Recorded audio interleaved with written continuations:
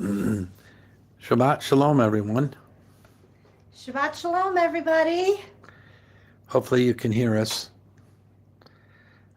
Can everyone hear us? Just to make sure we're live. Yes, great. Thank you, Sue.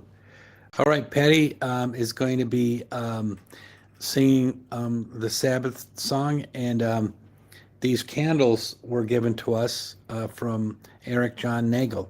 Yes, I And wanted to thank you again. If you're on, Eric, are you on yet? Eric's on. Yeah. These are so beautiful, and I These just wanted candles. everyone to see that there's flower petals embedded in these candles, and Eric gave them to us at the conference last week, and I just thought they would be so special to use tonight.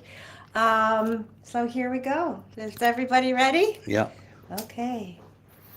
Baruch atah Yehovah Eloheinu melech haolam asher kitshanu b'mitzvotav v'tzivanu ladlik ner shel Shabbat. Shabbat Shalom, everybody. Shabbat Shalom. I don't have another song tonight, but we're still kind of catching up from our travels. But hopefully I'll have a new song next week for everybody.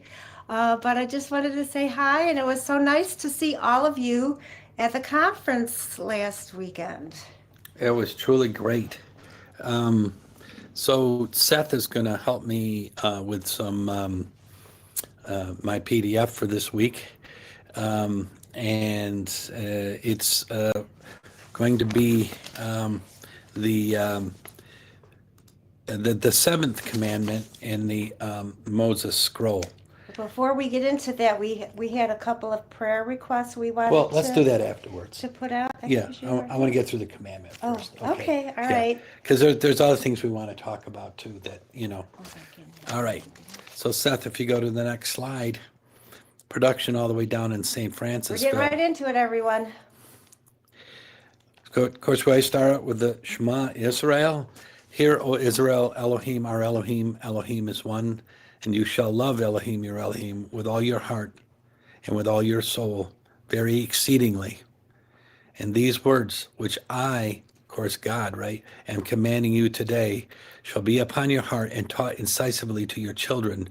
And you shall speak of them when you sit in your house. Hey, we're sitting in our house. We're sitting in our house. And as you walk along the way, then in one of those points, and when you lie down, and when you rise, you shall bind them for a sign upon your hand, and they will be as bands between your eyes, and you shall write them on the doorframes of your house and your gates, because Elohim made a covenant with you in Oreb on the day of the assembly. Okay, so that's what we start off every day with, and we'll talk a little more about the gifts that the Langbergs gave us. Next slide is very funny, odd that it's something that was talked quite heavily about at the conference with Jono and all the other folks. And again, I want to remind people, I'm quoting from the Moses scroll, so don't, if it doesn't agree with your Bible, please don't understand that, it's just, we're trying to get back to the most original writings. And as you probably heard a lot of talk at St. Francisville in the conference, this is all in the first person. That's what I really love. So the seventh commandment, you shall not swear in my name to deceive, because I will avenge the iniquity of fathers upon children unto a third and unto a fourth for lifting my name to deceive. I am Elohim, your Elohim. It's a little different than cussing, like it's usually thought today, which is not a good thing either. But to deceive. So this, to me, we can talk, and I'd like to hear your points about this. And of course, Jonah gave a great talk on Thursday night about who's to blame and where's that blame to be placed. Maybe Jonah can jump in when we get to that point. Of course, the next slide is we're going to the blessings and the curses. So blessed is the man who does not swear in my name to deceive, and cursed is the man who swears by my name to deceive. I I don't want to be judgmental, but I see a lot of preachers using God's name to make a lot of money. Just something that might make you go, hmm. And then one last slide, Seth. We lost Nikita, and there he is with my son Daniel, who passed.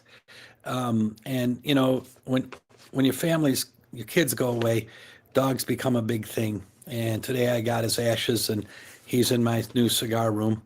And I'm sure a lot of you have lost people, which is far greater, but also your pets. And there's so much love that we have for our pets. Okay, you can take these down now, Seth. I appreciate that. So do you think maybe we'll have time after this to talk about other people's Yeah. lost pets and Yeah, things like that? there's a few things we wanted to go through. So Yeah, so first, later after that. we have some prayer requests. Patty, you want to talk about those? Yeah, we have 2 prayer requests, and if anyone else has one they'd like us to mention, please put it up in the chat, and we'll make a special note to get to that at the end of the evening. But we'd like to say some special prayers for Becky and Karen Dupree, who are both struggling with some very serious health issues. Becky Bunton. Becky Bunton. Yeah. And Okay, I'm sorry. I thought you all knew Becky. yeah. And Karen. And Becky is Ralph's wife. You met Ralph at the conference Yeah, over the weekend. Yeah. Did you have anyone else? No, I mean, I'm sure there are a lot of other people. Just put it in the, In the chat. in the chat, and maybe we'll say a quick Moses type prayer at the end of all this. Okay. So I want to say a few things. I thought that the conference was phenomenal. First of all, to the person who ran it, which was Ross Nichols. He did a phenomenal job, Ross. The technical support with Seth, unbelievable. John and Lyndon Langberg not only gave us gifts with the Shema on it, but they also, what are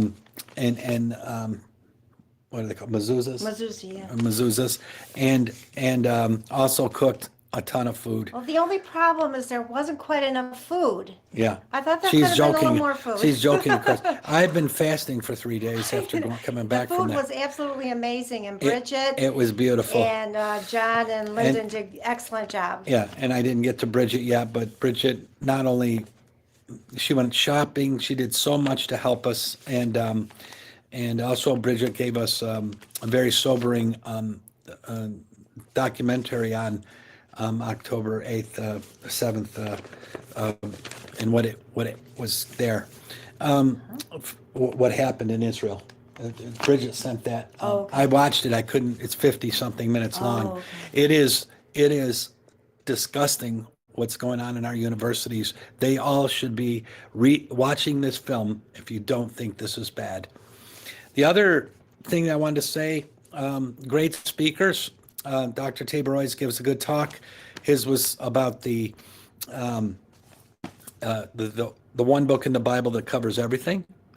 And he chose the 4th book of Psalms and did a great talk. Ralph Bunton did a great job with the history, and the pictures were just stunning of David Horowitz's work at the UN. And it was really beautiful. I'm very grateful for that, Ralph. Then I gave my out of sequence talk, that didn't really fit into the conference. Not as much on the exegesis of the Hebrew Bible as the others, but I hope people found it interesting, asking why are we even here? Then we went on to Betty, the Weeper. I'm only kidding, Betty. And she talked about her book with great insights to the times and the seasons. The next day, we had a great talk by Jodell on the promises, right? Mm-hmm. And then Jono gave a great talk, which was cut short and finished on Thursday, about very detailed analysis of the Moses scroll, and certainly he has a good detective, McAllister, I believe the name is, there. That was great. And then Ross's talk, of course, ended it all, which I thought was the most significant talk in terms of the exegesis is of the Hebrew Bible and of the words in general, and what is what is real when we start peeling that onion. I thought it was great. Some of the points that he made, everyone kind of criticizes the length of time that was the Christian writings were written, say 10 to 100 years after Jesus died. But then when you look at the Hebrew Bible that we all grew up with, the Masoretic text is from 1000 or so AD, which is thousands of years after the events of Moses, certainly.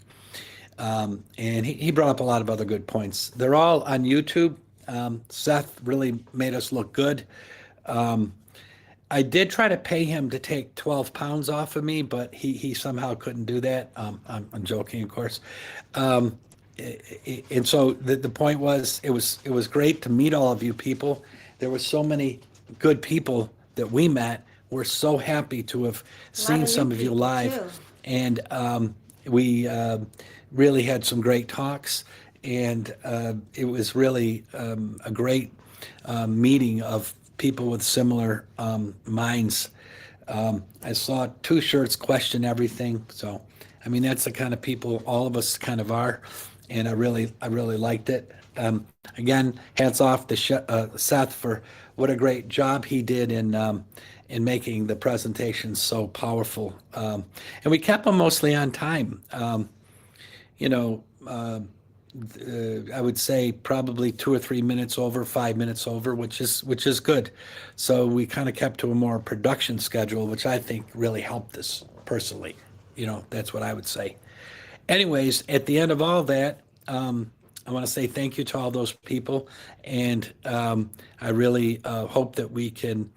It's too bad it's only once a year. Maybe we can meet at certain other times of the year, and I certainly to appreciate a lot of the questions that people were asking.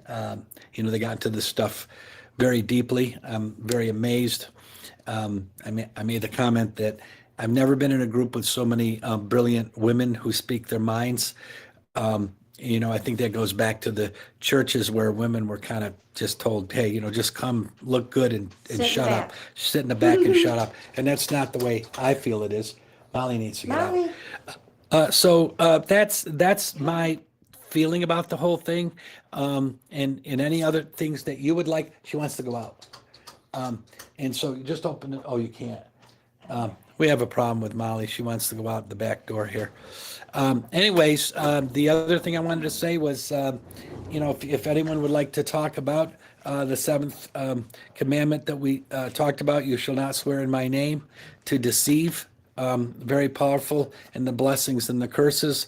And like I said, I'm not trying to be overly judgmental, but certainly the whole issue of using God's name to make money and drive around in, these fancy cars and live in these big homes and have $65 million planes. I just don't see Moses having done that. And as you know, if you go to Israel and you walk everywhere, you realize these people were not out of shape. They had to be in shape to walk in these places. There weren't nice paved roads. Somehow, when you go to Jerusalem, it seems like you're always walking uphill. And you would think it would have to, equal out and you could walk downhill for a little bit. But of course, I'm joking. On that note, Patty and I's flight to Tel Aviv was canceled on Delta, and they were nice enough to rebook us through El Al. And so we're still going to make it to the bar mitzvah, which is on May 30th. And we are going to get a private tour of Shiloh, which is something Patty never made. I've made it there twice now. I find it a fascinating place, talking about getting back to the roots of it all. And we're going to go to Tamar, hopefully see David Connolly. And we also are going to, unfortunately, get to tour the kibbutzes that were terrorized in October 7th. So that's kind of scary. And for me, I will, hopefully take some pictures and do a report for our newsletter. Um, and also, we have some private meetings with the IDF, and we're going to do a few other things. Maybe talk to Ross and Jono about some Shapira, research we could do. And we have some other friends we're going to be meeting with there. So you can pray for us when we go because it is a scary place right now. But I'm very glad that Delta code shares with El Al all of a sudden, and it got us there. Oddly enough, our flight back in June is still on Delta, so they're going to start flying on June 1st instead of May 1st. So that's there, and all I can say at the end of the day is it's a good thing. Yeah, lifting, Clody is saying lifting God's name in a good way and truth is not such a bad thing. If Clody or I see Tom was mentioning things, if you guys want to get up on the stage and talk with us to kind of pontificate on your ideas, you're more than welcome. It's certainly okay for us to read. And I think, I'm seeing that on YouTube we have a lot of other people.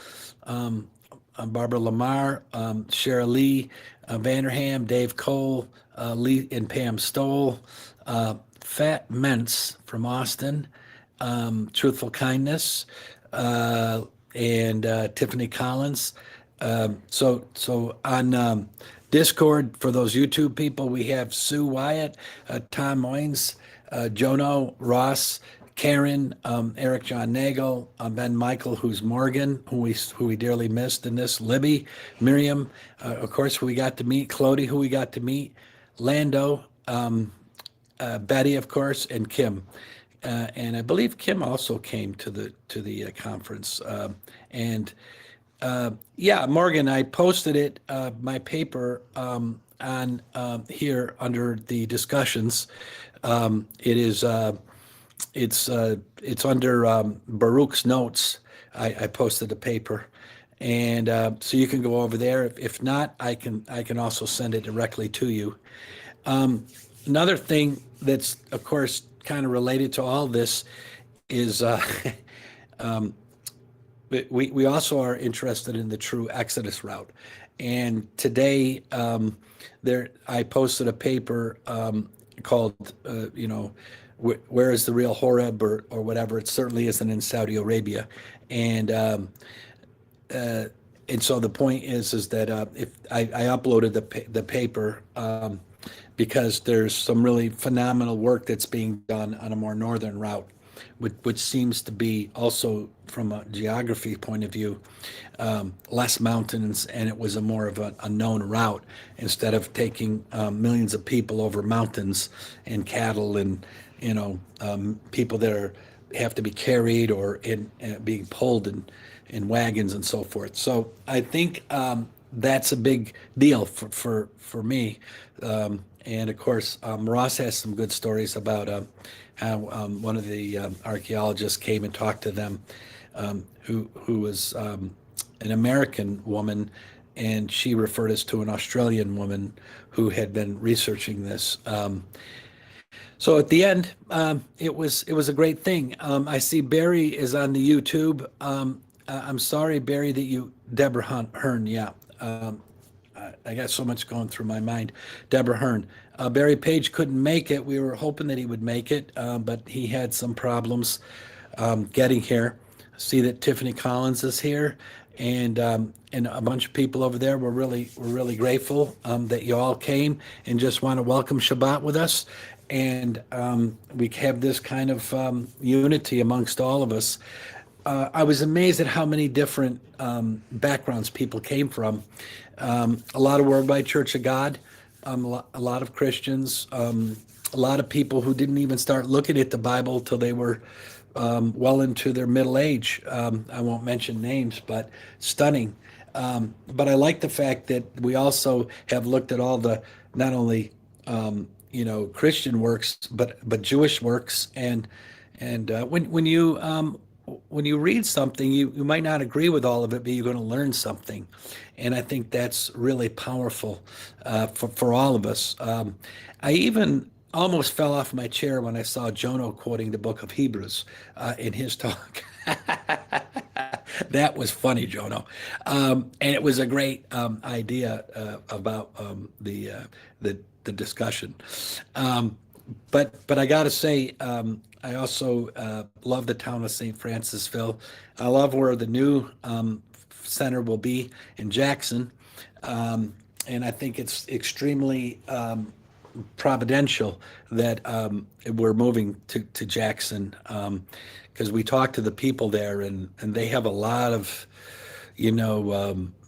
really good feelings for what Ross is doing. And it's going to be, I guess, next year. So at the Ross, could you put up those dates? I'm sorry I have to do that to you. I know that so you can plan on it. I mean, next year it's going to be The 25th through the 27th. 25th through the 27th. Is that what you're saying? Who told you that? You just remembered it? I just remembered it. Oh, okay. Okay. Yeah, 25 through 27 in, Jackson, but you could stay around St. Francisville. And we already started booking at the 3V Court, which is a lower cost kind of, in campgrounds. Supposedly Bonnie and Clyde stayed there. And it's really a great thing. You can have a fire outside, and we talked for hours. And I remember one year I'd stayed up so long with some of the people in the fire that we almost thought of just staying awake and going to the conference because what's 2 hours worth? It was really good. So I think all these discussions, we had some really good people there, the side discussions. The other thing you might think of, and you should kind of coordinate with Ross, is if you want to give a paper. We're always looking for people with, new insights. They might be different points of view, and you can really kind of expose yourself to the group, and no one gets angry at anybody for their differences. And I'm sure there are people there that saw some of these papers that were, differences.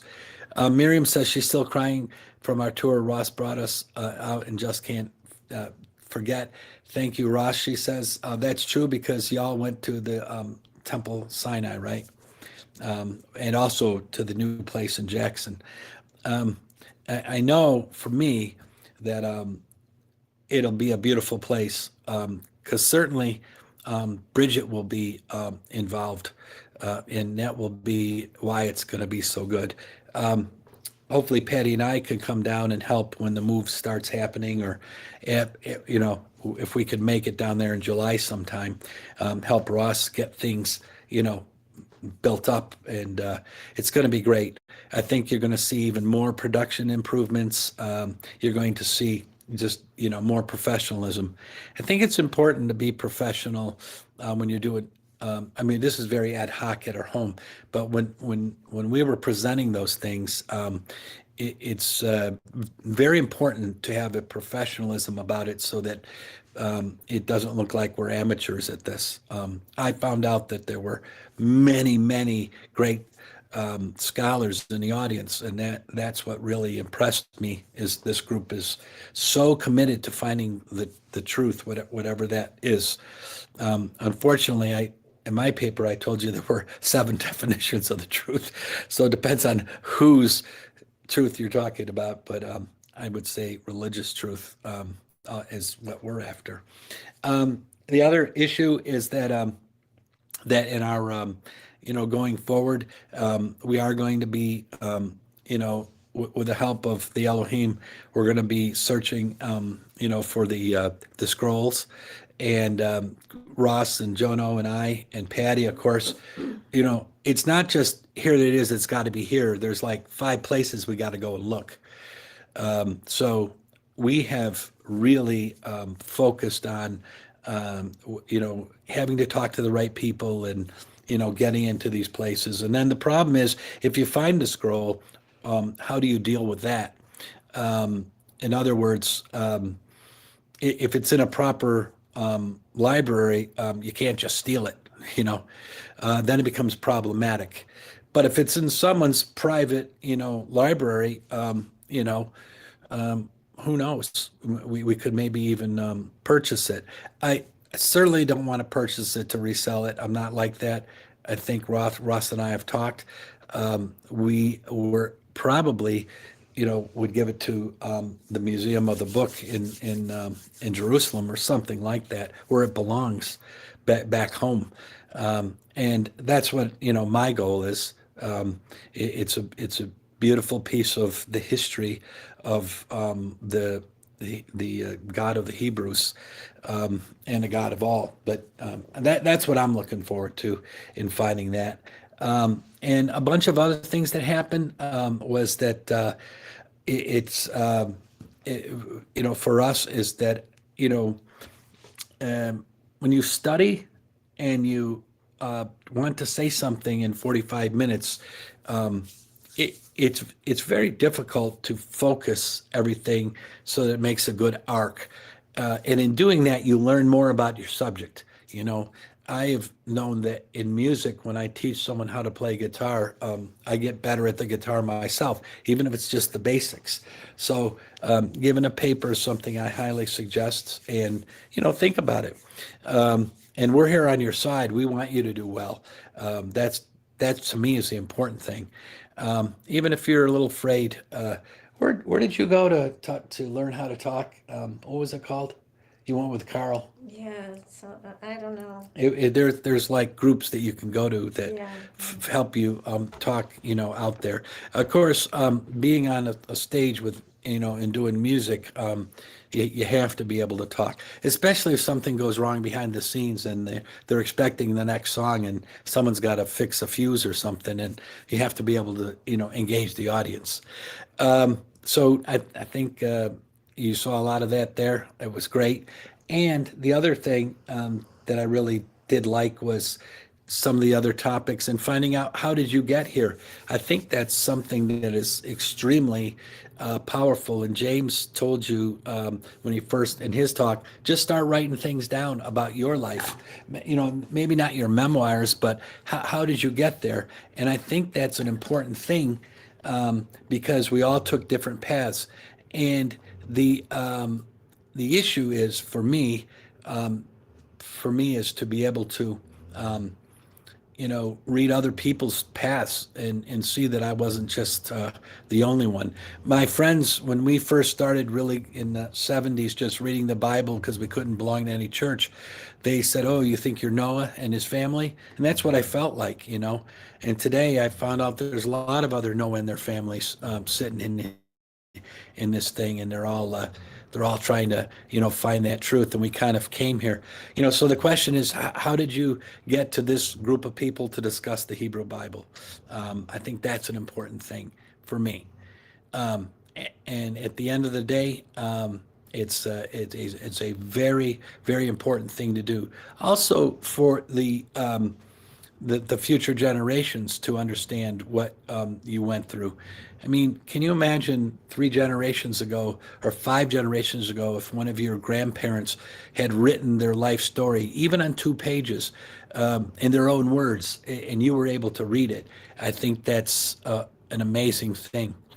I can tell you a quick story of racism with my grandfather Tyler, who was English, and my grandmother Tyler was French, and the letters the Tylers wrote to my grandfather about my grandmother were just despicable, saying the French are too emotional, they've not achieved anything. Why would you be ruining the line by marrying a French woman? And they were married until his death, and they had a great marriage. And so, you don't you I would have never have known that if I didn't read these letters, and I couldn't believe that someone from my lineage wrote those letters about our people.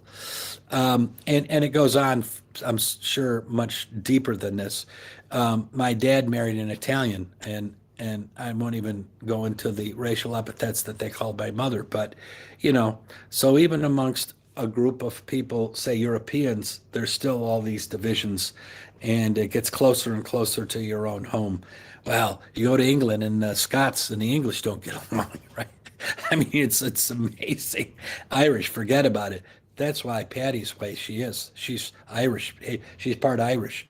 And I'm kidding, of course, but all these things are, it's amazing. And I'm sure if you go to India and the class systems and all those other things. So anyways, at the end of the day, writing your own story, I think is a beautiful thing, and you should consider doing it. And I would be reading them all, because I did hear from a lot of you folks. And of course, there's not enough time to talk to everybody. But I did talk to Eric quite a bit about his path, and I talked to Clodie about her path, and Betty's path I know because I've known her so long, and some of the other people have talked about their paths. But I want to just say, I think it's great that we write these down, and maybe somewhere in the archives of United Israel, or somewhere we put these things, maybe in Discord. It's very powerful, and I think it's a really good thing for all of us. Anyways, think about writing it down. Just write a paragraph down. Here's another thing that I've found in my writings. I wrote a lot because of going to graduate school and stuff. Write something when you're 30 years old, and then when you're 60, read what you wrote and see how much you've changed in your own mind. As I was saying, it's a really good thing. Clodie says, Dave, imagine making short videos and showing them throughout the conference. That would be great. Another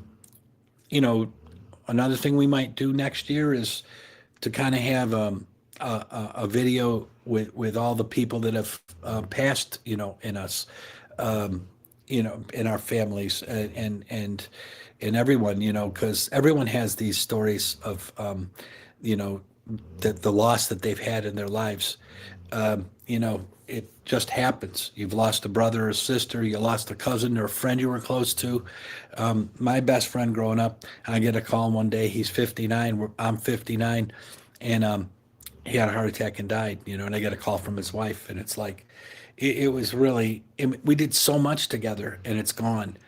And I don't want to forget that. I don't want to, keep mulling that over. I'm not like that, but I'm just saying, for me, it's good to remember them from time to time, and you only remember the good things. Another thing that we've kind of touched on, sometimes it got a little kooky, but there was what kind of dreams have you had? And for me, I don't remember many dreams, but the really vivid ones I write down, and I 100% think that they're somehow the Elohim, the force of all forces, trying to open my mind. One of them was I had this dream 3 years after my son died, that he just walked in the kitchen and said, "Hey, Dad, how are you?" It was so real. I cannot tell you. So I wrote it down. I won't go through it all here because I probably read it to everyone at the conference, but it's an amazing thing, and it was positive. It was not negative at all. I had one other strange dream when I was two really strange dreams. One was when I was older, and I was extremely ill with the flu. And when you're so feverish, you feel cold, and you want big blankets over you, or at least that's how I felt. And my wife brought in an Afghan that my grandmother knitted. And so my grandmother, Santoro, she would knit for every child a Afghan. And I chose the colors of Israel. She let you choose the colors, blue and white. And Patty put that on me. And the dream I had that night was a long time ago, probably 30 years ago. It was a dream of, I was in the bed, and these 12 they kind of look like Dave Cole, with the long beards and the long hair, and they came around, and they said, "Do you not know that you're one of us?" And I did not know I had no idea what the 12 tribes of Israel was about. I had no idea of any of that stuff. And I wish I could have remembered or written down that dream, because they said things, in that dream. It's the virtually the only religious dream I've ever had. And and I'm not saying it was from God. I'm just saying I felt like it was. So I would never use God's name in a bad way in that way. But I think it was because they look like very rough guys that were, and there was 12 of them in a semicircle around my bed. Anyways, those kinds of things that should be written down, and I wish I could tell you more about, but that's all I remember. Or any other thing that happened in your life that has those kinds of things. So I do know there's more than what's in front of us, and we talked about that there. It's really beautiful, and one of the things I can tell you is that when I was young, I had the same dream about 70 times where I was wrapped in swaddling cloths, and a woman who looked like the Virgin Mary would take me out of a house, and very specific stone steps that led to a stone well with a hatched cedar shake roof over it. And she would drop me in the well, and then I would wake up. And I thought, my parents were nervous because they thought, oh my God, this guy's having these kind of crazy dreams. About 70 times I had the dream. I was 7 years old. In 1988, so that was probably 1966 for me. And in 1988, so that many years later, there was the 350th anniversary of the Tylers coming to America. And we went to North Andover, Massachusetts. And Job Tyler, I swear to God, that was his name. Job Tyler, because the book of Job has impacted me greatly. Job Tyler, I had a home and a big 40 acres. And each acre was worth $1 million now in Boston at the time because it's close to Boston. And that's undeveloped. That's just an acre of land was worth $1 million. And the 12,000 Tylers that were there, they got the permission to go to see this house, which was owned by someone else. It was a hot day, and I had the little kids, and I'm like, just wait, we can go get ice cream after this. It was in July.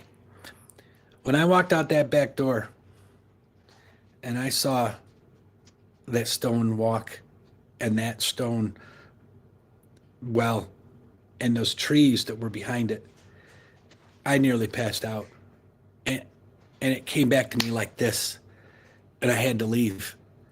I don't know what it meant, but it wasn't good. And maybe it was me leaving the Catholic Church. I don't know. The original Tylers were not Catholics. I can assure you that. They were religious rebels who didn't want to deal with the Church of England, and they came over here and were very strict, apparently. Anyways, if any of you have a story like that, we'd love to hear it and share it. And please don't tell anyone else outside here. I would just say, it's between us and our little, Yichad. So it's just one of those things where I think that it's something very important for us to remember. I've had very few. I'm 65 now, and I don't have a lot of them to remember. Just those were really big ones. I think that the mind also has a lot of power. So I'm not saying it wasn't my mind, but just making it up on its own. But that it couldn't have predicted. Kind of like I don't think Shapira could have forged the Moses scroll and predicted what would be found 70 years later in Qumran. I just don't think he was that brilliant. I don't think anyone can guess so many things like the interpuncts and the way it was written, and as Ross has talked about in the Dead Sea Scroll talks, it was only the scrolls that are attributed to Moses were written like that. And of course, we saw in some of the other stone steles that the same approach was kind of used. And whoever, you know, if the yud is a little different from one, I mean, you wouldn't be able to have our um, look at my writing, from 30 or 40 years ago. I used to be a very neat writer, and people would comment on it. Hey, we got Miriam wants to speak. All right, let's see if we can get Miriam up there. And I want to say it was a pleasure meeting Miriam. Um, and it was really a pleasure meeting some of the other new people who I've never met. Some I've re-met. Some I've only known for a week or two, or a few of these shows. I see you're still muted, Miriam. If you could unmute your mic. You there? I think you unmuted it, Miriam. I'm okay. Yeah, you're there now. You're good. Shabbat shalom. Shabbat shalom, Miriam. I had the best time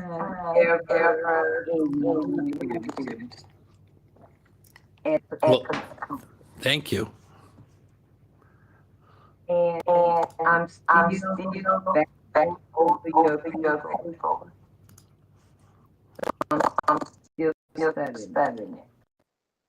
Oh, good. Good. Well, I didn't mean to, it's one of those things where for me, I love it. well, thank you.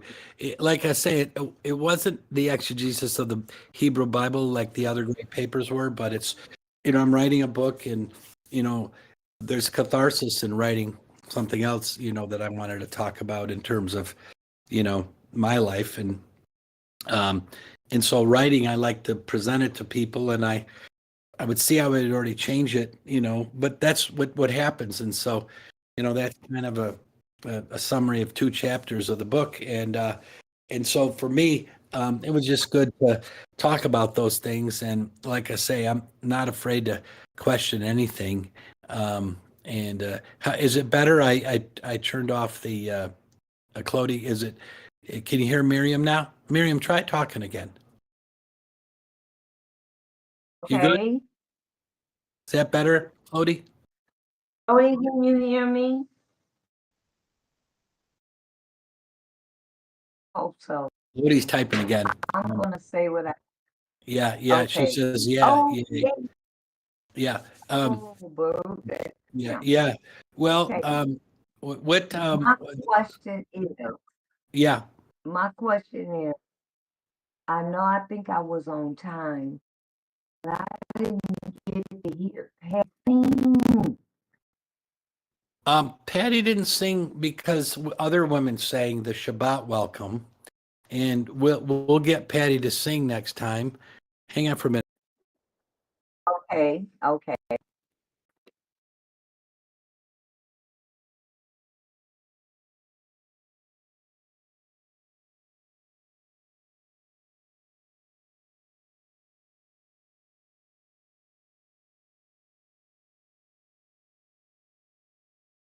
I just had to find out where Patty went. I'm still here. Okay. Hey, So- Patty. Shabbat Hi. shalom. Okay, that was it. That's all right. I had to say. No, Shabbat Yeah. shalom to all. I enjoyed everyone. You have me hooked from now on, because this one was my first, yeah. and Hopefully, won't be your I last. enjoyed many in the future. All right. Okay.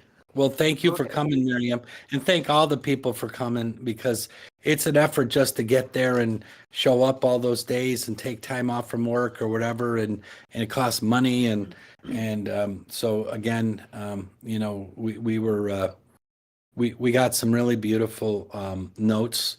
Ross got about people saying thank you for keeping it low cost and for providing food, and that's what we're trying to do, is just make it trying to eliminate every excuse for someone not to come.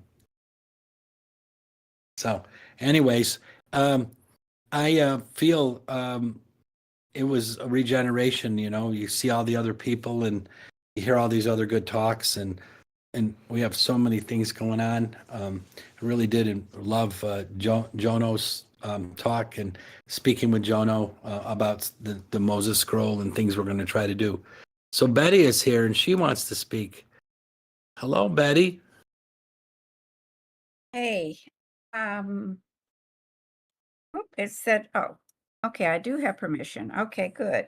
You're I good. just wanted to say, yeah, thank you. It took me a while to get on. I was having issues with my computer, but thanks to Clody and Eric who sent me a link, I'm on, and most of it was my computer, but Shabbat Shalom, and I am still reeling from the conference. It it was just so good and just such a huge blessing seeing Yeah. all of you. Well, it Um, was. Hopefully next year, more of you that I'm looking at your faces that were not able to come, Yeah. but hopefully next year more Yeah. will. There was you could just feel the love and the Yeah. camaraderie Yes. just coming from everyone's heart. It was absolutely beautiful. Yeah. So, I wondered what David Horowitz would have thought, because, uh, before James went into the library and was looking up Jewish religions, um, before James picked up on it, it wasn't doing well. And I think it's gotten a new boost. It had the first boost, and now it's got a whole second boost with so many people. Thank God Ross came along and started teaching on Shabbat, and it's gotten so much better. It's been quite a few years, and I know just from giving my one talk how much time I put into it. Ross does this sometimes twice a week, Plus he also yeah. teaches Hebrew, and it's a lot of effort, despite all the other stuff that he's doing, writing his books and trying to get things, to cutting costs down there in St. Francisville, and it's a good thing. What do you think, It Pat? is. Very good thing. Loved your presentation, Betty. And Oh, thank you. speaking of that, we're eating the traditional bread of sorrow tonight, the matzah. Yes, I know James I have. cooks his own, but we go to the Manischewitz and just get that because Yeah, me too. I have some on my table too. yeah. And a little later here, I'm getting ready to light candles and have some matzah and wine. So Well, anyway, I do miss the mid-strength beer, Jono. I can't drink beer this week, but water's good for you too. So, or wine. Tom says that he makes his own too. His wife calls it cardboard. That's funny. yes, that's Um, true. I don't know. You put some good stuff on it, and it can be like Crunchy peanut butter is really good. yeah. It is, and you can do matzah pizza. Yeah. Yeah. Have you ever done matzah pizza? And I just still like the horseradish and the karoset. It Oh just yeah. gives me a charge every time Yeah. I eat it. I think, oh my Yes. gosh, I don't want to Ab- do this anymore. But I'm Absolutely. drawn to it because there's such a lesson in it. Yeah. And Anyway, I didn't make it. I didn't make it in haste, but I bought it in haste. yes. Yes. Well, Yeah. anyway, thanks, y'all. Thanks for Yeah. doing this. Mhm. Yeah, the cinnamon sugar Yeah. is Tom. good. No, I'll try Great. that. Thanks, you Betty. put enough herbs and spices on it, or sugar, or butter. Mm-hmm. A little tuna fish salad's good too. Yeah. So Teach- is egg salad. Yeah. Yes, Yeah. egg salad is Egg, really good. egg salad is Yeah, very good. we have to be creative and eat the cardboard because it's a lesson. It teaches us. So, Definitely. well, let me get off in case All right. somebody else wants to get on. Please, So, anyone else love wanna y'all. talk? Yeah, good night. And Good night. I already miss you. I already miss you, Betty. you know what? I miss you too, and I miss everybody. I loved seeing everybody and getting so many hugs. It reminded me of when I taught preschool. Well, Anyway, yeah, that's great, and I do appreciate your writing and you're giving me inspiration. You know, you and Ross. I mean, James always wrote, so you know he's a teacher, he's a scholar. that's It true. was his job to do those things. With us, we came out of our hide, and it is important to do. And I met the editor Don Walls down there, and we traded cards, and he's going to help me.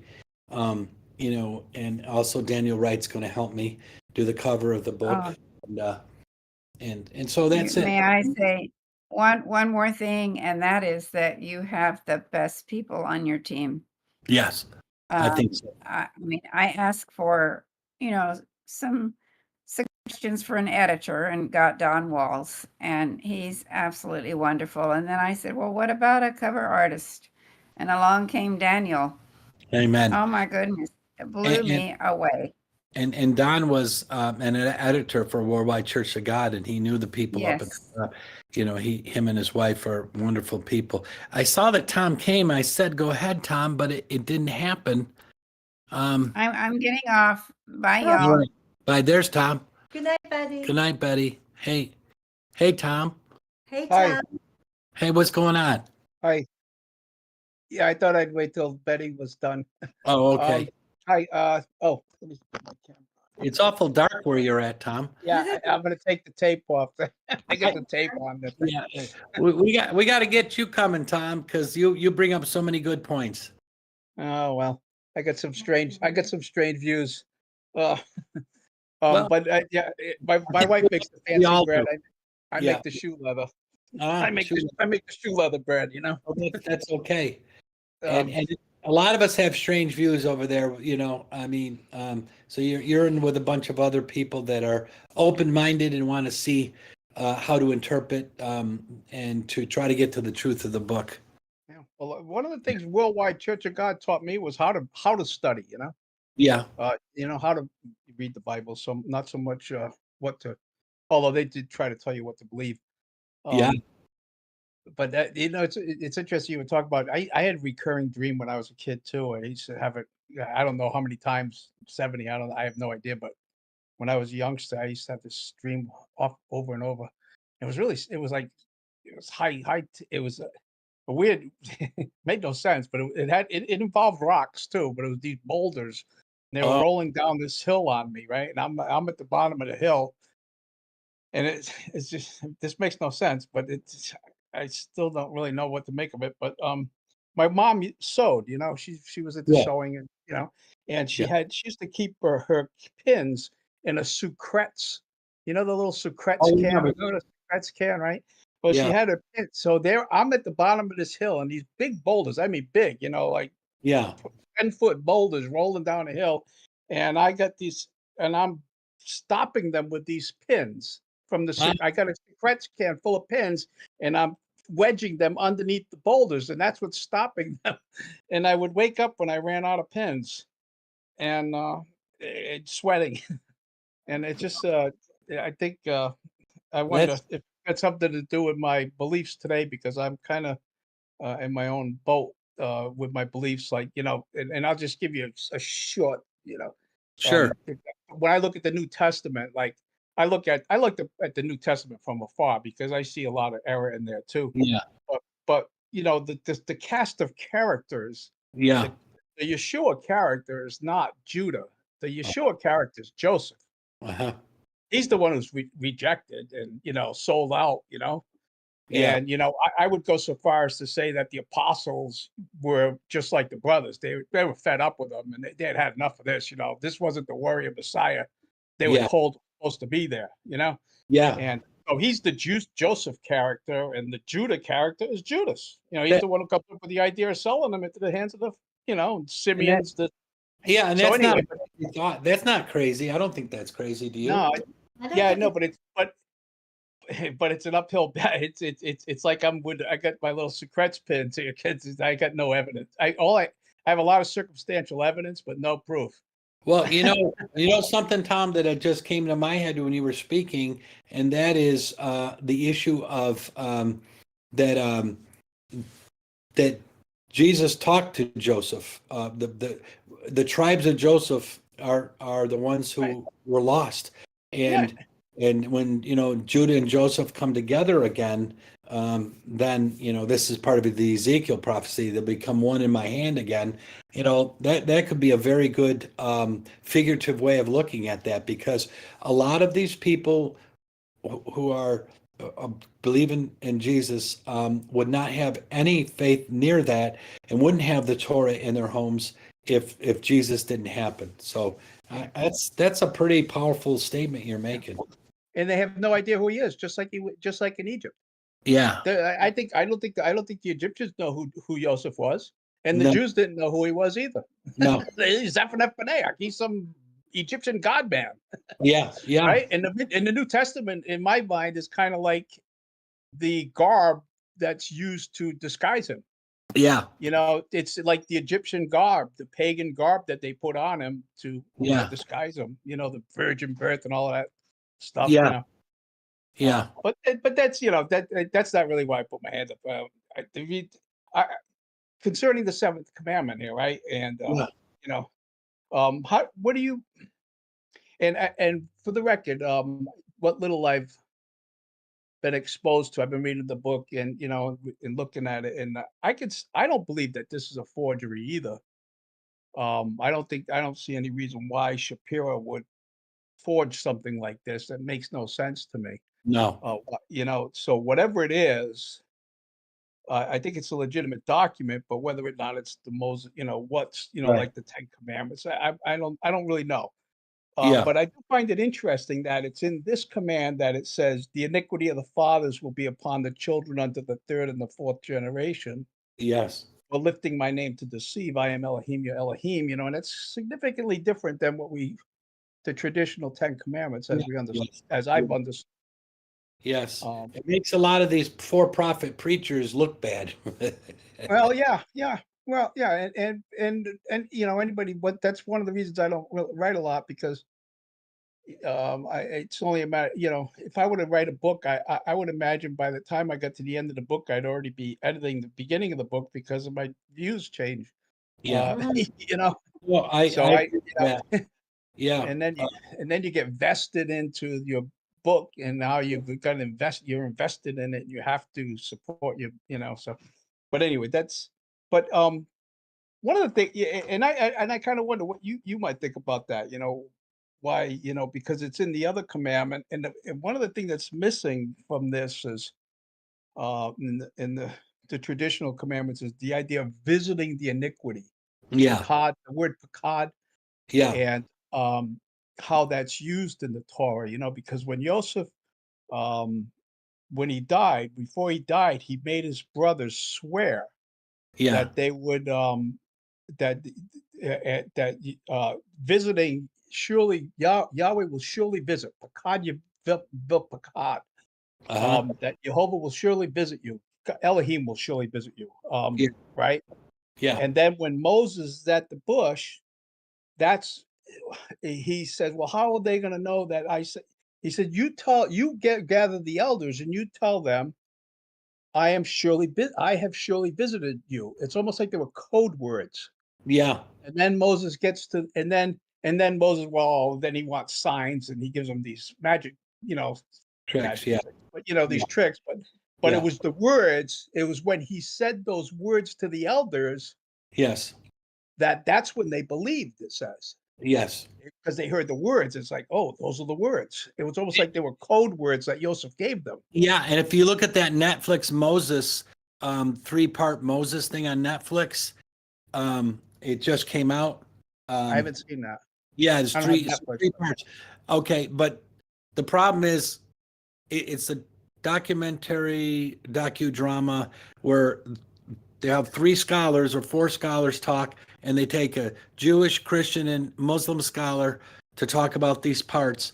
But what you're just saying, Tom, one of the things they brought out in there was that when Moses goes back to Egypt, they make him go talk to this elderly woman, um, and if he can convince her, then they're all going to believe. And it's kind of akin to the story that you're talking about, like that this code word, that's exactly the way they made it. Like he's going to tell this old lady something, and he whispers in her ear so you can't hear it in the movie, and then she says, "This is the man," and Interesting. Interesting. and it's an exact take on what you just said, which I never saw before. And again, I always wondered, like, you're just going to wander back in there with a staff, and you're going to And he would.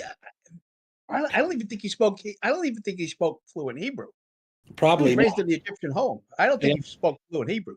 No. Personally. And, As a yeah, matter of fact, and Ross was the one who kind of clued me in on that, pointing out the way yes, that's written and how in Ezekiel it's written. right. And maybe because he was slow of speech, that he didn't know the Hebrew language as well as his brother Aaron did, who was brought up as a Hebrew. Right. And who is he? Who Yeah. is this guy? You know, it's the Yeah. you were raised a Pharaoh. You're going to lead us out, but he had the code words Yeah. that Joseph made his brothers swear to remember. Yeah. I never thought of that connection, but now that I think of that movie, if you can somehow get it on Prime or somewhere else, Yeah, well, it- just look at Exodus 3 in the end, in the last few verses of Genesis. yeah, yeah, it's a It's good the movie. same word. Yeah, Pakad Pakad, he repeats it. You know, like how the Hebrew repeats for emphasis. yeah, But yeah, more than that, right? If you notice, it also says, and the way I read that word, it's like an inspection. It's not so much a punishment. You know, yeah, some translations even translate it punishing the iniquity, but it yeah, seems to me it's more. And if we believe Exodus chapter 6, Moses was the fourth generation, Moses and Aaron, yeah, and Miriam and his mom would have been the third generation. yeah, And those are the generations that were visited, that the inspection was made, and yeah, some people were delivered from yeah, that. You know, and in the way I read that commandment today is although this one doesn't use pakad in it, but yeah, as I read the traditional commandments, it's yeah, telling me that at least how I read it, it's he's saying I'm going to allow the iniquity, the consequences that of your parents' sins to last for 2 or 3 generations, and then I'm going to intervene. Three or yeah, four, and then third and fourth generation, I'm going to intervene and deliver yeah, and judge. You know, it's like an inspection. yeah, Some yeah, people are not going to be found because, like the tradition says that many stayed in Egypt, but many also came out. And yeah. but yeah, but No, no. So Tom, I'm still going to push you to write, but lesser than a whole book. On this Horeb, tool that we have, you can go into the discussion and just take what you just said in 3 paragraphs and get people talking about it. Because I really like that. I'd like to look into this more.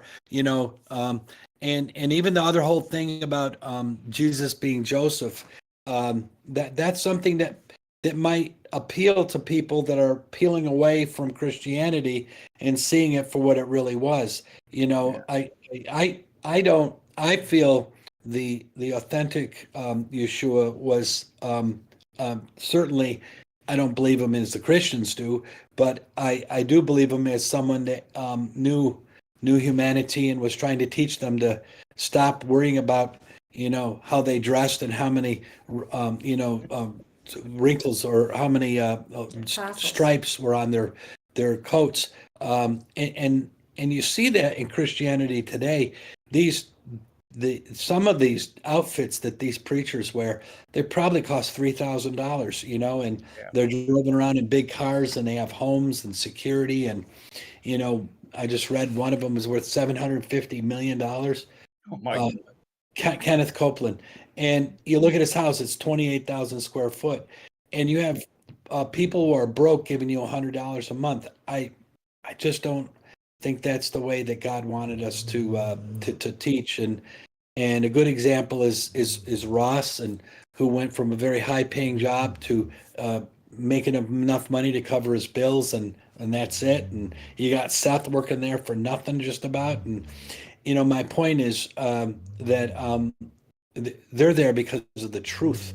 We're here talking because of the truth and not to make money off of it. And that to me is one of the worst things that happens in religion. It makes religion, as Mark said, it's the opiate of the people when it's doled out like that. And when we had women showing up there saying a shirt saying "question everything," you can't get up there like a Christian preacher and just say feel good things, or plant seeds. Give me $1,000, and the Lord's going to return you 10,000. And those are just blatant lies in the name of God. Really, I mean that really is the worst when you are supposedly a teacher. And Ross and I have talked about this. Patty and I have talked about this. When you're telling people, or giving people instructions on the book, you're going to be looked at a little more closely because, oh, you think you know that much, Tom? Then, or Dave, and you want to talk about this stuff? And that's why there's a passion of trying to get to the truth as the best we can. And like I said in my talk, the Decalogue faith is everything. It's everything. That's what we need to get. Anyways, I like your ideas, and I think you should just write little snippets on Horeb then, and because also to have other ideas and different points of view is extremely important for us in this group because we've all learned from people. I use scientific terms, and Dr. Tabor uses them interchangeably now, and I can't help but think that I inspired him in a talk 3-4 years ago when I said it's the power of all power, the force of all forces, Also, yeah. And I, explained that, the strong nuclear force, the weak nuclear force, the electromagnetic force, and the gravitational force are the same, like his name. And, before Einstein died, he thought there were 7 forces. So my point at the end of the day is that as we honed it down to what is real, that's what's real. And for me, You got another Yeah. one waiting. Yeah, Yeah. I see Claudia's hand up too. Yeah. If I could say one thing before I like please, go like please. Claudia, we're gonna Claudia, yeah. it's if I were to write something, it would probably be about Benjamin. Okay. Because I can make a strong case for. But where would I put it? What, like in the discussion? In the discussion, you put up a title, you say what Yeah. it's about, then you load up like a PDF, and maybe you get a picture too. Like I got a picture of Patty standing in front of Har Khartoum on my post this afternoon about where's Horeb, and some people look at them, some people don't. And it's as long as it's up there, it's there. And maybe a year from now you'll go back and look at it and say, well, I see it a little differently. Here's version 2. Yeah. I could make a pretty strong case for the Benjamin, What? Benjamin being used to test us ever since Joseph used them back in the day. And Well, listen, bring that up. and I just want to also say, did anybody watch that? I saw James Tabor put something up from when he spoke at that the Waco event. Yeah. That was awesome. I just want Yeah. to say that was awesome. I was Yeah. it's like 30 minutes and I highly recommend it. I think it was 27 Yeah, minutes. I forget course what the title was, but it was awesome. What he said Of was course, he wrote a book, and he also has spoken about it many times because April 19th it always comes, and he was involved. So was Ross. Yeah. I'll let Ross talk about that later. But Ross was getting faxes. well, it was a speech that he gave that day Yeah. or Oh at that time back then. yeah. I was really impressed. Really, They should have listened to him, Tom, and Yeah. and Phil It- Arnold. that's They should have right. listened to him. No one had to die. All right, Tom. Thank you. Okay, be good. Thank you. Bring- Let me unconnect here. And Leave the yeah, Claudia, you got it. You got your mute on. Can you hear me? Yeah, now you can hear you. Hi, Clody. Hi, Clody. Hi, Shabbat Shalom. Shabbat shalom. So if we need after classes, imagine how many after conferences we need. Yeah. Yes. Yes, I So agree. it was great. It was great meeting you, everyone, and I really was looking forward to meet Tom because I find his views very interesting. So it was very nice hearing from him today. What Oh, I good. wanted to say had to do with I don't know why I had an expectancy. You're How is pregnant? it in English? No, Dave. If you're expectant, it usually means you're pregnant, but I'm just joking, Chloe. Yeah, I You wish.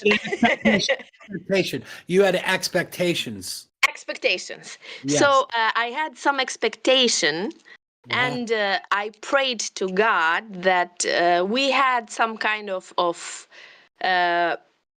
Ruach Elohim from this conference. Uh-huh. And what I think I had from this conference was writing down.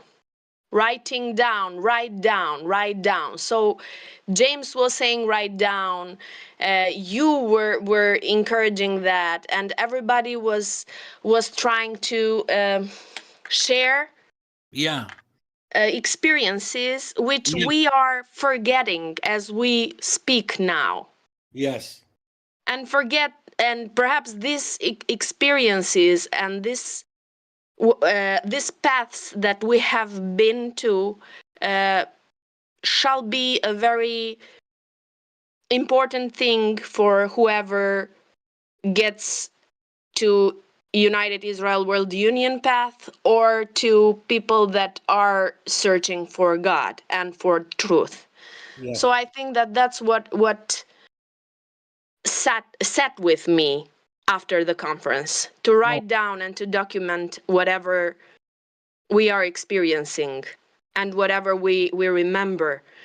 And I even imagine like a wall in the new place in Jackson, a Yeah. wall with photographs, like Ralph was Yes.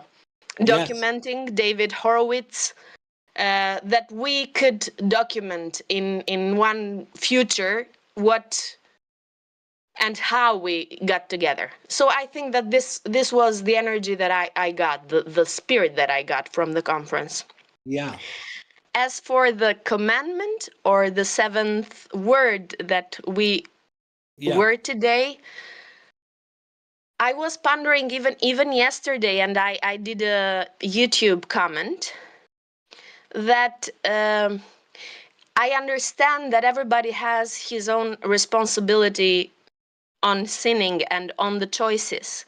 However, we do have some collective responsibility for our co-fellow humans, for our relatives, for our family, for everyone that is related to us, because curses and blessings, I think they come individual, but also on a group of people. Yeah. So what I get out of this word on the transgenerational sin Yeah. is having in mind that we are not by ourselves, and we are not responsible only for ourselves, but Yeah. we are responsible for what other people think, for what we suggest to other people, and so on, because I think there are many things that we could get out of this. Yes, Wow. this was it. Shabbat Shalom. Shabbat shalom. And thank you for those thoughts. I agree Yeah. totally. Yes. Thank you, Chloe. Thanks, Clody. It was nice to meet Thank you. you for having me. Yes. Thank No, you. it's a great thing. For us, it's good to hear from other people what the different ideas are. And once I spoke and I think this is true for everyone. They'll agree with me. Um, you could read the Bible when you're 30 or 20 and 40 and then 50 and 60 and 70 and so on and so forth, and the deeper meanings come out as you've lived life, and you go like, I get that, and when you first read it, you kind of just read over all this stuff, and then you start looking at it deeper. You learn the Hebrew language, and then you do techniques like the linguistic analysis. Ross does the horizontal as well as the vertical look at what's being said. And then you step back and you look. Another thing you look at is Kings and Chronicles are two different views of what happened during this time, and like there would be two different news agencies today covering something, they'd have a different twist depending on who they were supported. And so I think that's another issue, is that once you stand back and look at the document, and you can see things like anachronisms that are clearly later additions. They have to be. It's just by the fact of what the word means.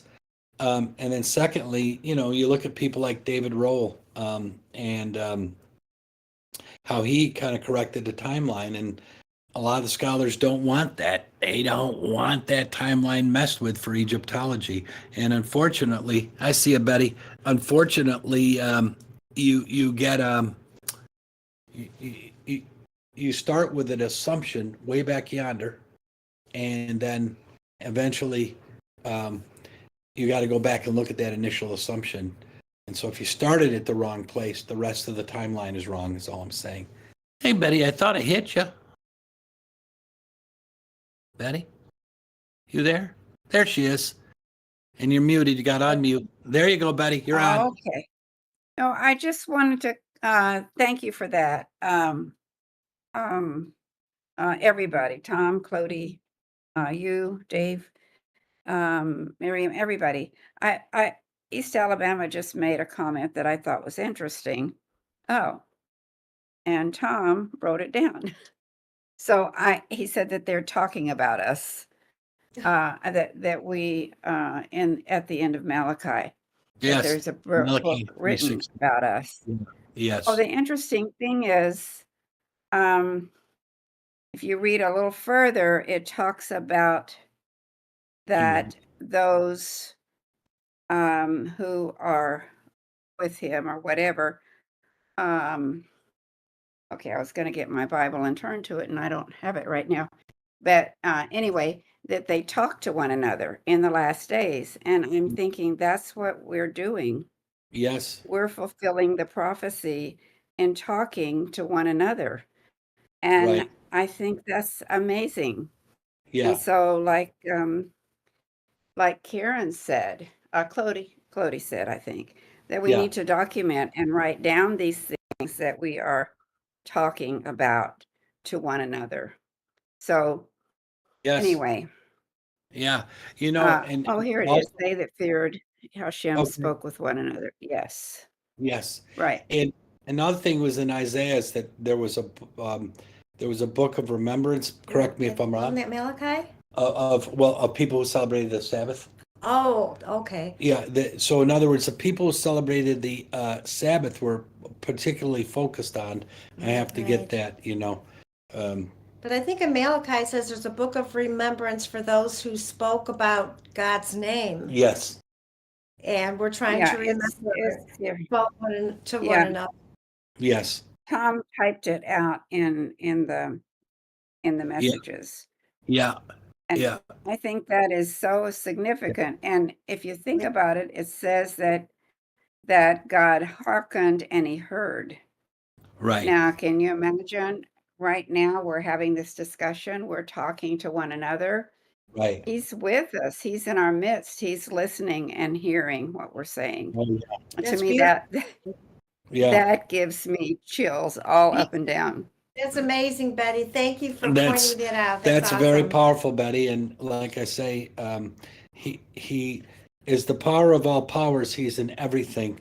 And as I ended my talk about the book of Job, And it said if he stopped thinking about this whole thing, I'm summarizing, it would vanish immediately. Like as soon as God decides I'm not doing this anymore, it's gone. Everything is gone. Right. And so all the parts of creation are kept there in force by the force of all forces, and that's how powerful God is. It's amazing. I saw a really good science talk last night. I've been writing a very technical proposal with another company, and so it's been very. So I want to watch a few YouTube things before I go to bed or something, and the idea is there's a telescope out there looking for planets that are inhabitable, and they think that they found 76 in our galaxy, not our solar system, our galaxy.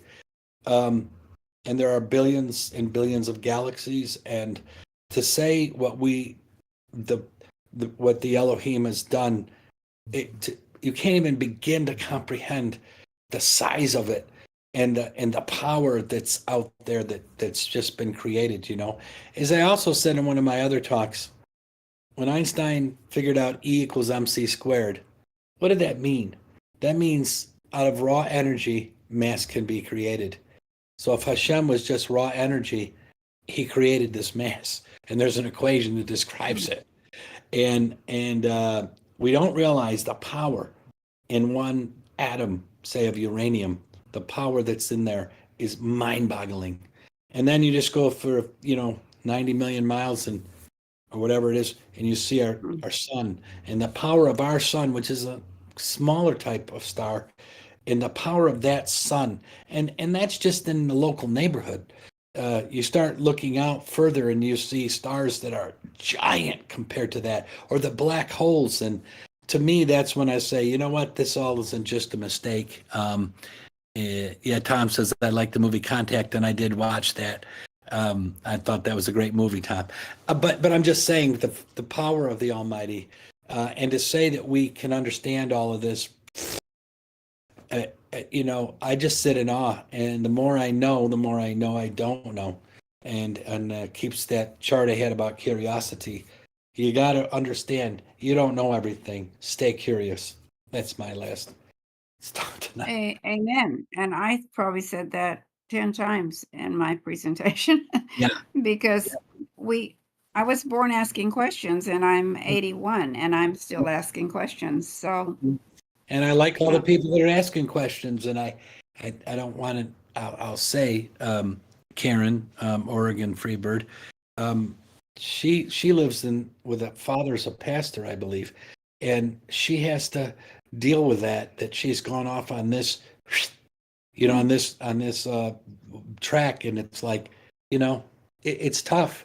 When we first started in 72, leaving the Catholic Church and all, and my relative said, "You're not going to get him confirmed?" No, we're not, because we don't believe in this thing. And you get shunned, is the way the Amish call it, right? If you leave, you're shunned. And then after a while, they saw we weren't some crazy people, and at the end of the day, we got back together, but we never went to Christmas or Easter at their homes, and so it is a tough thing to do for all of us, and that's part of the story that should be written. All of us should just write that or video it. I like Claudia's idea. I'm not trying to put more stress on Seth. He's got enough with what's going on. He's doing a great job. But Betty, your book is also very inspiring. It's here on our table. I sometimes I just read it and pick it up and read one chapter. Let me read that again. And it's very well done. And Yes, beautifully done. we should all try to achieve the level of like Ross's book, and of course your brother just writes so naturally and so well. I read his books fast. Yeah, and that's the thing. We're very blessed to have James involved, and everybody, Ralph and Becky, who knew David so well, and Timothy. It doesn't say much, but the guy is amazing and helps us on the financial end and do the accounting. And we have all these people that help, and no one's getting paid to do this. We're doing it because of our love of the name of God and of the truth that was left to us. We Anyway. are extremely blessed to have such a group of Definitely. talented, gifted, beautiful people among Yeah. us. I And I can't, I mean, I can't believe how we've known each other for so long now, Betty, and our relationship is only growing, and we feel genuine I'm love for trying to people. remember, did we meet around 95, 96? Was that, or was it No, later? it was in the 2000s, but now it's Okay, approaching, okay. it's I'm approaching 20 thinking of years. Yeah, I yes. remember, I couldn't believe that James's sister converted to Judaism, and it's like two people in the same family split off into very different directions. And for me, that's a sign that your parents brought you up. I look back at my parents; they brought me up in a place where you could question. And I Yes. remember when I was 12 years old, I was in their bedroom with a King James Bible. I don't know what I was reading, but I was preaching to my parents. And my mom said, well, I prayed for a priest. I guess I got one. It was just amazing, and that they let us do that. And we had another James came out of the Church of Christ. When I was 14, he would come over and do Bible studies. And he always ended the Bible study with saying, Dave, don't believe me, read the Bible. He never preached and he came out of all of that, madness. And he was the precursor to another James Tabor that I met. They're very similar. And I wouldn't have been ready for James Tabor if James Stocker didn't get to me first. And there's a lot of similarities between the two Jameses. Well, I think the Most High, the Almighty, the Force of Yeah. all forces, Yod He Vav He, Yeah, arranges things for us so that we can take things in as we need them. it's I providential. really do. Yeah. I think it's providential too. Yes, and the other issue I would want to say is that you're not ready for certain truths. If I met, say, Ross Nichols 20 years ago, 30 years, let's go, and he was preaching like he is today, I'd say he's just lost his mind. But today, I'm like, I'm going to say controversial things. Ross, you've never said a controversial thing in your life because, when you have people like me and Tom and Patty that have thought these far different, crazy things. Personally, I believe, Ross is doing a great job. He's making sure that people are following.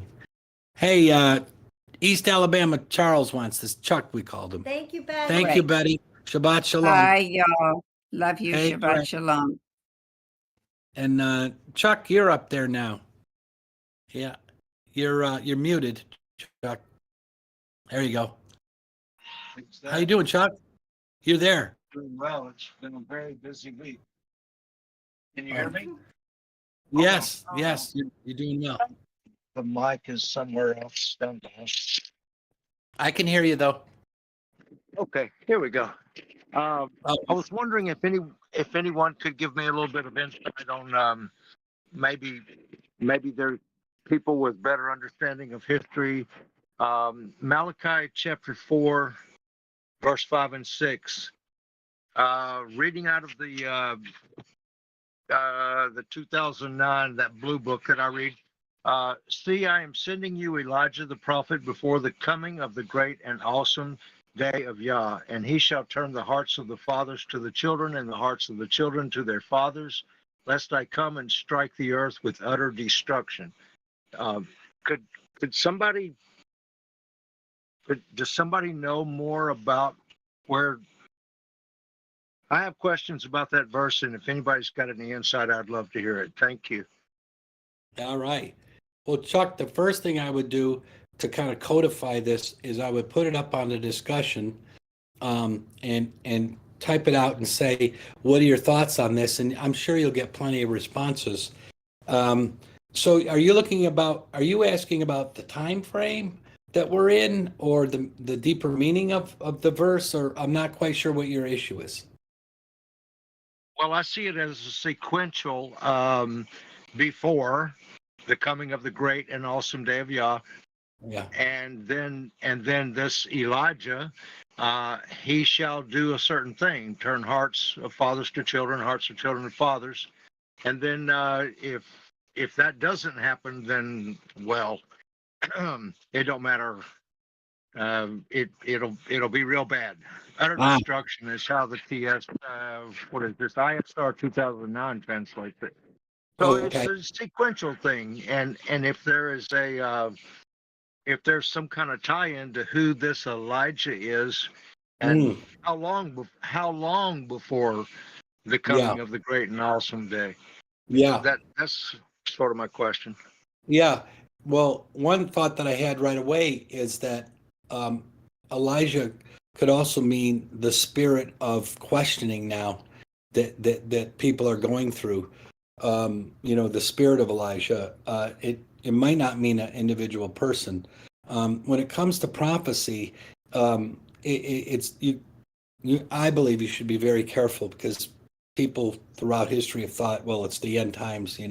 I was reading around the year 2000. The people around the year 1000 thought, well, it's been 1,000 years, and now it's going to happen. And so I would be careful about that. But also the interpretations of how you would look at that term, Elijah. It could mean the spirit of Elijah also, because and again, to defend my position, and I have other positions too. There's three of them in my head that I'm thinking of. But what I would say, another issue with this could be that if you look at the amount of people that are going to Sabbath keeping, and I mean, like the sacred name groups.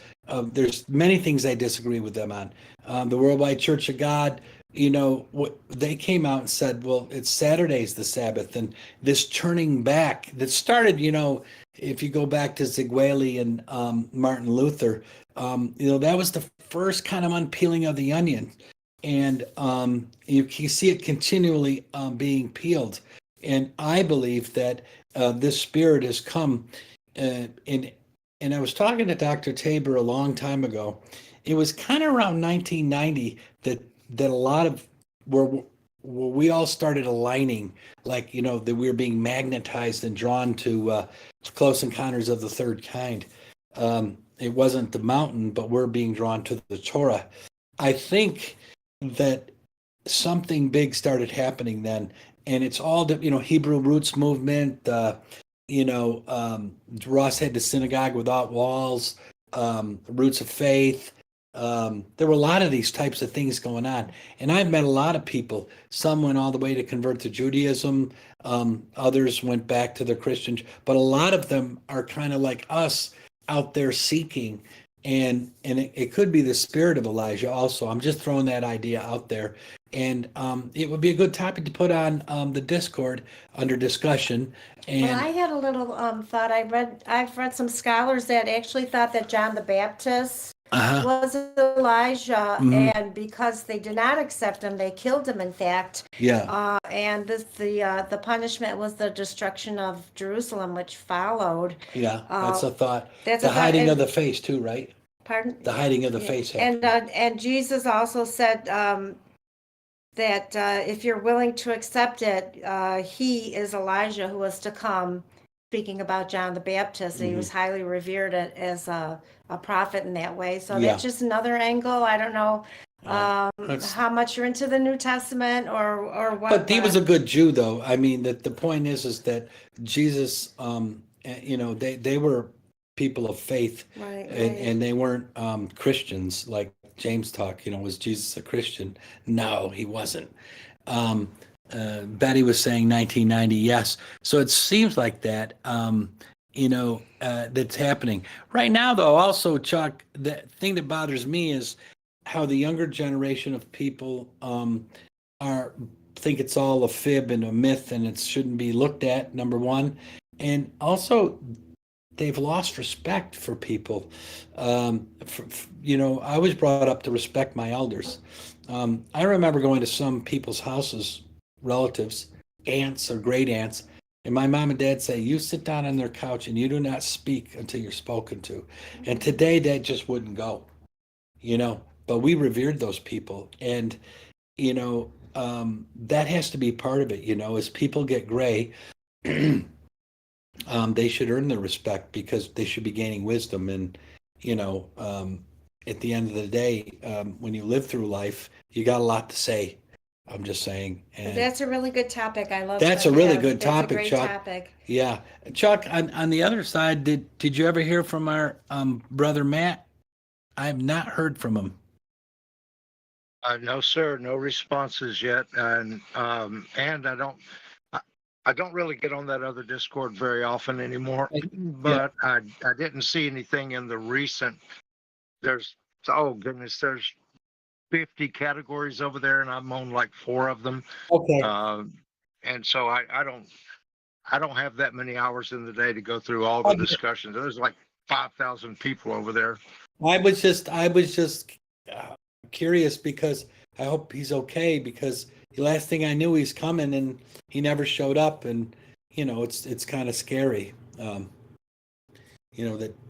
we didn't get any calls, and it'd go right to voicemail, and it says the voicemail is full, and I prayed for him that everything's okay. I don't know. Yeah, pray for him. I don't even know how to say it, David. He is an intermittent participant in the other forum. Yeah, And, that's okay. Yeah. And when he's here, he's very quiet. Okay. So, Well, kind of let my him know if you opposite. talk to him. We were concerned, and we hope to see him next time. And Jackson. Oh yeah. Yeah, I'm looking forward to next time too. Hey, thanks for taking the question. Yes, I'll put it in the discussion. Yeah, it'd be good. A dialogue, it's called. I'm sorry. Go under home dialogue, because then everybody can see it. I realized I just put my Horeb thing under the COD, which not everybody can see. So I'm going to repost that into dialogue too. So it was great to meet you, Chuck, and I really did appreciate meeting you and your wife. I wanted to say that. Me too. I really, goodness gracious, you're such a blessing, brother. Yes. John Perry, where is Jackson? It's about 14 miles, I think, from where St. Francisville is. Ross would have the same drive. It's in a different direction, but how long it takes him to get from his home to the current center is the same as it would take him to get to the new center. So, but a lot of us are trying to stay in St. Francisville, and if you want, let me just get you the number. I'll put it in here right now. It's the 3B court, and her name is Christy Mandel. And let me put her number in there. They still have cabins. They still have cabins, and they're the cheapest you're going to stay down there. Yeah. And it's the best place. Yeah, and it's going to be 3V. I'll put it in here.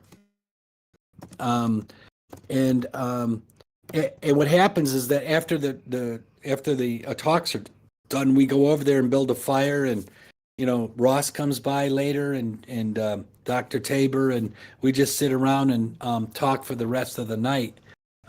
Really a great place. And I'm putting up her number right now so that y'all should call her, because it sells out, because it's very nice and it's very reasonable. And they have a great coffee place there in the morning, and they have a great restaurant, the Magnolia. So, and they even have some kind of live music sometimes at the coffee place. Mm-hmm. So it's a great place. Wonderful. And like I said, I do love St. Francisville, and we made the decision in the business meeting to have it again there. Probably the year after to go back to Charlotte, but because there's a new center, and it'll be great. Hopefully, we'll have a lot more to talk about then. Anyways, right? Mm-hmm. Definitely. Well, Thank you for the link. That'll be very handy. A lot smoother next year than it was this year anyway. let's hope. Yes, definitely. Let's hope. Yeah. Yeah, and a little cabin. It's real nice, and it's a beautiful time, and it'll be probably a 12-minute drive to the new center from there, but that's okay. Because Jackson isn't as developed as St. Francisville. I mean, you have to.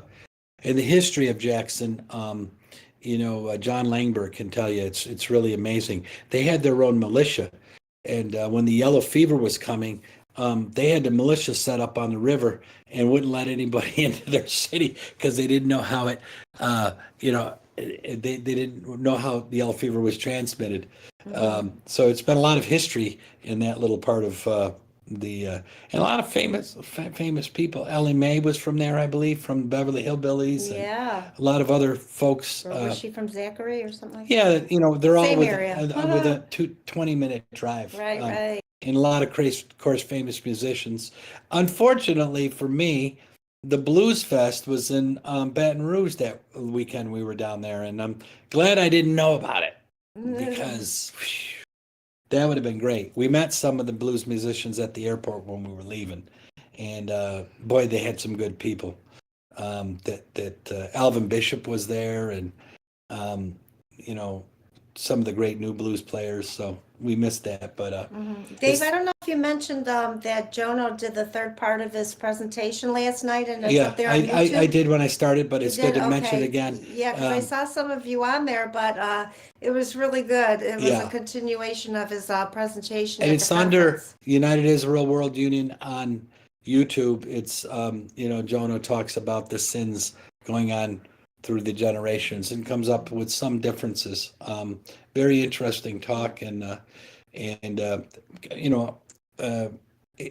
is hard to try to get the exact meaning of all these things, but I think Jono made his point. I think Jono made good points Definitely. about scripto continuum is a dangerous thing if you want to cut the words differently. And so anyways, there were no spaces between words in those original scrolls, and certainly no commas and stuff. Anyways, we're probably going to close it in. We've been working since 6 a.m. on a proposal. We were going to close with a prayer. Was there anyone request for tonight on YouTube or Discord? Did you see anyone type anything? No. Okay. No, Ross K. Nichols is typing. Let's just see what Ross has to say. Claudia, goal is July. Okay.